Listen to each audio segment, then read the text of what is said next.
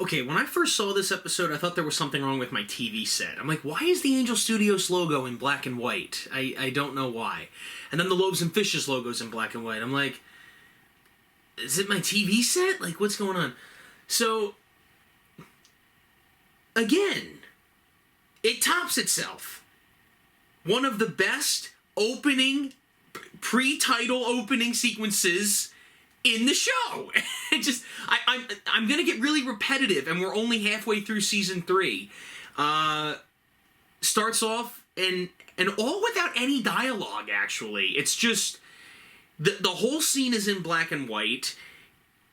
It shows all 12 apostles going out to all the different places and healing people and preaching the message that Jesus gave them. And you see people being healed in every way, having sight to the blind. One of my favorites is John gets paired up with Thomas, and they go to this child who is blind, and John puts his hand over her eyes, and he says the prayer, and then she sees, and the look on his face, he's like even he is shocked that he just did that. Like, and he's looking at his hands, and he looks up at Thomas, and he's like what just happened? You know, it's because it's Jesus acting through them.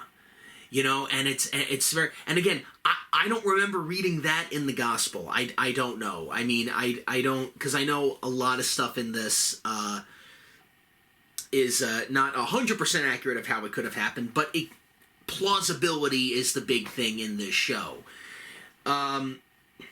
But what I love about it is, I think the only dialogue we hear in this scene is like 5 minutes. It's like the first 5 minutes of the episode. And the only thing we hear is them reciting the Our Father, telling everyone that, you know, it cuts to like different verses in the Our Father is intercut between all 12 apostles, and they're telling the crowd how to pray. And I really, really love this scene. I love it when Big James and Little James get compared, and they go out, and Little James heals someone, and he's all excited, and tears are coming down his face, and Big James hugs him. He's like, "You all right? You all right?" And he's like crying his eyes out, especially after what Jesus told him. You know, imagine this. I can't wait to hear the stories you're going to tell me, because, look at you. You're not healed.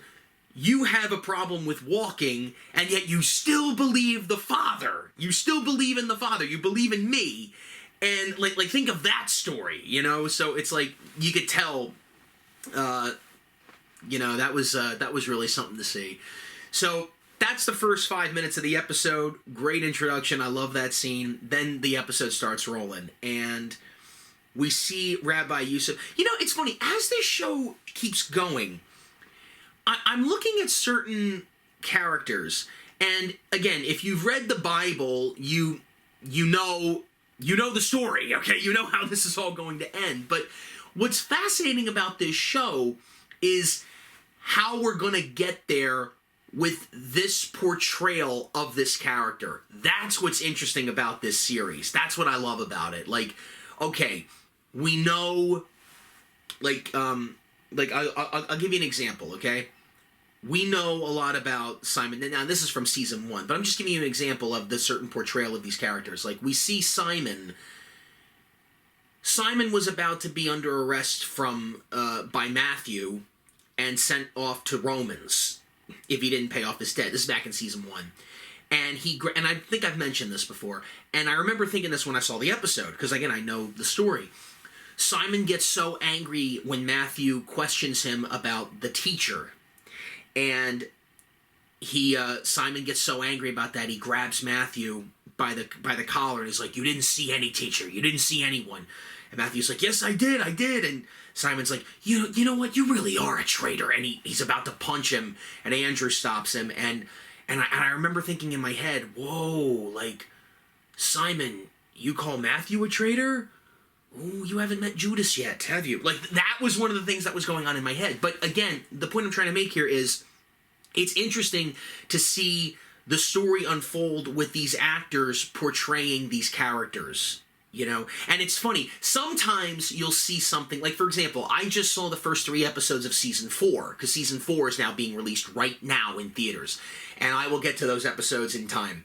But I saw the first, like, I saw this little, I only saw the first 3 episodes of Season 4, but I'm watching this character arc go on, and when certain things happen, I think to myself, like, either I forgot what this is building up to, or I see it right away and I'm like, okay, this is gonna happen here, and that's gonna make this happen, and that's gonna bring the whole story arc. I see what they're doing here. I see it with some characters. I do see that, and you see that a lot, especially in this episode. You start to see, and that's one of the things I think a lot of people like about The Chosen. Not only that it's relatable, which is why I love it, but again, if you've read the Bible and you know these characters, to watch it unfold like this, it's very interesting.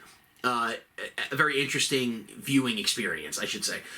So, getting back to the characters, Rabbi Yusuf, who we've seen a lot, especially dating back to the first season, whenever he's on screen, I don't know if he's going to turn on Jesus or if he's going to follow Jesus. Because right now, he's having, he keeps going back and forth. Like, we saw him in Season 1 at Matthew's house defiling the fact that Jesus sits with tax collectors and sinners.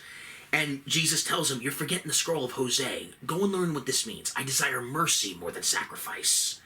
And Rabbi Yusuf, he doesn't know what to make of this because he doesn't get it. But here, apparently what's going on is right outside of the synagogue in Capernaum, because everybody's back in Capernaum now. All the apostles get back together in Capernaum. And they're meeting at Simon's house, because they all went off on their journey, and now they're all back. And there's a leak in the sewer line right outside the synagogue. And Rabbi Yusuf has to do something about it, and he tells the Romans about it. It just happens to be Gaius. And so he then decides to go and tell Jarius about it. And Jarius is one of the, I think he's one of the officials in the synagogue. And he tells him about this, and Jarius decides to help him. But Jarius also tells Yusuf, Rabbi Yusuf, he says, I've heard about this teacher. And he feels a certain way about this teacher, in a good way, in a believable way. And again, I didn't know who Jairus was, but as soon as we're introduced to his family and his daughter, I remember thinking, okay, I've heard of this story. I know this story. Okay, all right. Once he had a daughter, and she was 12 years old, I'm like, okay, got it. So then, we're introduced to his family, and his daughter becomes sick. And Jarius is having a hard time. Like, he even has a scene with Rabbi Yusuf later in the episode where he tells him, he goes, is my daughter sick because I believed that this man could be God? Like, is God punishing me for this? And he feels so bad about, Yusuf feels bad about that, and he tells Jarius, he's like, if that is true, then I'm sorry I gave that information to you, that people are saying that he could be the one we've prayed for our whole lives. So that's going on. So he's got a little bit of doubt going on because he's having a problem in his family right now. And Eden is going through a lot of issues right now with Simon. She's very quiet. She's angry at him. Well, actually, I wouldn't say angry, but I would say she's definitely frustrated. She doesn't want to talk to him. Every time Simon tries to talk to her, she shuts him out. She doesn't want to talk to him. She feels like, and Simon's trying to figure out, like, what did I do wrong? I don't know what I did. So that's going on. We have a brilliant scene with Mary Magdalene and Tamar. I remember her name now. We have a great scene where the two of them are in the house, Matthew's old house, where they're putting the missionaries together for the church that they're trying to build. And Mary Magdalene and Tamar, even though they're two very different people, they realize they're not that different than they thought they were. They're not as different as they believe that they were. They have a lot of similarities here, and we have a really good scene. And I don't want to ruin it for you, but that's a really, really good scene. Like, well, I'll give some of it away for you. Like, Tamar, she wears this necklace around her neck, and it's the only thing she has left of her tribe. And her tribe, unfortunately, when she lived in where she lived? Egypt, I believe. I believe that's where she's from. Her entire tribe was wiped out. Her family was wiped out. She had nothing else left. It was all they had. Because Mary is bringing up the fact that sounds a little bit pagan, that you're doing that. And she's like, you don't know what I've been through. And Mary's like, you don't know what I've been through either. And they have a little bit of a fight, but then they start to come together. They start to realize, oh, you lost your dad, I lost my dad too. And they start coming together a little bit through that. Zebedee, James and John's dad, has decided to quit fishing, and he's going to go start his oil business. What is it, an olive oil business? I'm not sure. I still have to... And by the way, that's a big thing in season 4 too. We keep coming back to that in the opening of season 4, but here I believe is where it starts in this episode in Clean Part 1. So that's going on, and I gotta say this right now: Abe and George, the actors' names who play James and John, the brothers, these guys have such good chemistry together. I love it every time the two of them are on screen. And I started picking up on this back in Season 2, Episode 1, Thunder, when Jesus names them Sons of Thunder, which was Abe's first episode playing Big James, because the role of Big James has been changed a couple times. Especially in the first season. We had 2 different actors playing the role of Big James throughout the first season. And then Abe took over in Season 2, and he still is. And so, like, the two of them have really good chemistry together. You know what else is good about this show? And I've said this before. It's so relatable. Like, I've never seen anything... And again, I'm going to sound like a broken record. I have never seen a show that chronicalizes the life of Christ, but the disciples were the main focus. I mean, Jesus is the main focus too in his teachings, but if you watch the show, it focuses on the disciples and them using Jesus' words in their own lives. And that is what is so well done here. We've never seen that before. We've never seen, when I hear, and I wonder if anyone else has this exact same feeling who have seen the show and loves this show. Every time I hear the disciples' names, these are the faces that come to mind now. These are the faces that come to the actors playing these characters. These are the faces that now come to mind, and how they, I don't want to say necessarily overcome, but go through hardships in their lives because of what Jesus told them. Because they realize, well, if the Messiah is having us preach this word and we are his students, then this message is for everybody because we're going for everywhere to preach it. Surely this is for us too in our lives, and we can use that. And there's great moments where we see the disciples do that, and that's the great thing about this show. And so that's going on. Now, I mentioned a little earlier in this vlog that there's a moment where, okay, so I will never forget the first time I saw this episode when it first came on the app. And I remember, it was a little over a year ago, and I remember, so there's this woman walking around, and we've never seen this woman before, but we're spending a lot of time with her, and we don't know who she is. And I remember thinking, okay, this is going to build to something. What are you trying to build up to here, Dallas Jenkins? Like, what are you doing? And so Eden ends up meeting with this woman, and she introduces herself. She says, I'm Eden, and the woman says, I'm Veronica. I'm like, no way! No way! She's gonna have a big role to play. Big role when it comes to the crucifixion. Wow, that's her. Like, because as soon as she said her name, I'm like, oh, this is great. This is great. And so, so then she starts having a conversation with Eden, and she has all these clothes that she's washing, and she bleeds a lot. It's a disease that she has. She can't control it. There's nothing she can do about it. She's been suffering for a long, long time. She's been disowned by everybody.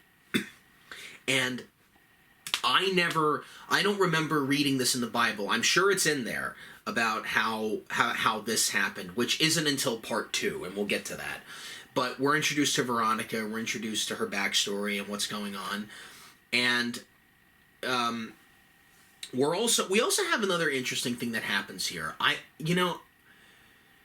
There's a moment towards the end of this episode where something I never thought I would see, especially with another one of the disciples. So everybody comes home to Simon's house again, because his place is being used as a meeting place. And Simon's very frustrated. He doesn't like the fact that his house is now a place for meetings. He's trying to make it a home. He's trying to have a family with his wife. His wife's not talking to him. He doesn't know. He's frustrated. And he decides he tells Jesus and everybody that comes to his house for the meeting, he's like, Rabbi, I can't be here. I have to leave. And he leaves. And when he leaves, he starts walking around Capernaum, and he sits by the synagogue, and he runs into Gaius. And him and Gaius start talking. And again, just like Mary Magdalene and Tamar, when they have differences, but they're not as different as they think they are. Same thing with Simon and with Gaius. And I never thought Gaius would have a friendly conversation with anyone other than Matthew, because he has taken a liking to Matthew. We're made aware of this. We're well made aware of this in season 1 and 2, especially in season 2. But now he's talking to Simon, and they talk about, like Simon has a piece of rope, and he's tying all these knots. And Gaius says, oh, I know those knots that you're doing. My grandfather was a sailor, and he showed me how to do them. I don't know the names, but I know how to do them. So Gaius is tying these knots, and Simon's impressed. He's like, oh, yeah, I know that one and that one. Yeah, because Simon's a fisherman. He would know how to do this stuff. Or he was a fisherman. So that conversation's really good. And there's also something that Gaius tells Simon that's interesting. He goes, first of all, he offers him a job to come the next day to help with this problem they're having with the crack in the sewer, because there's a leak and we got to fix it. So after Gaius offers him a job, he says, come here tomorrow, we can work together. And he tells him, he goes, if there's anything going on with the wife, just tell her these 5 words: you are right, I'm sorry. I love the marriage advice scenes in this show, and there's a big one in season 4. And if you've seen season 4, you know exactly what it is. But we'll get to that. So I really do love this episode, and then it ends with something very shocking. And again, I know this story, so it's not a shock. It ends with Jairus' family, him and his wife, at night, and his wife asks him, Jairus, have you checked on our daughter? I forget his daughter. I think his daughter's name is Neely in the episode. She says, have you checked on her? And he goes, no, not for a while. And she goes upstairs, walks off camera, and it's dark, and she screams in fear, like, Jairus! And that's it. So we're like, oh boy, okay, this is all building up, because this is part 1. And what's going to happen in part 2? Join me then.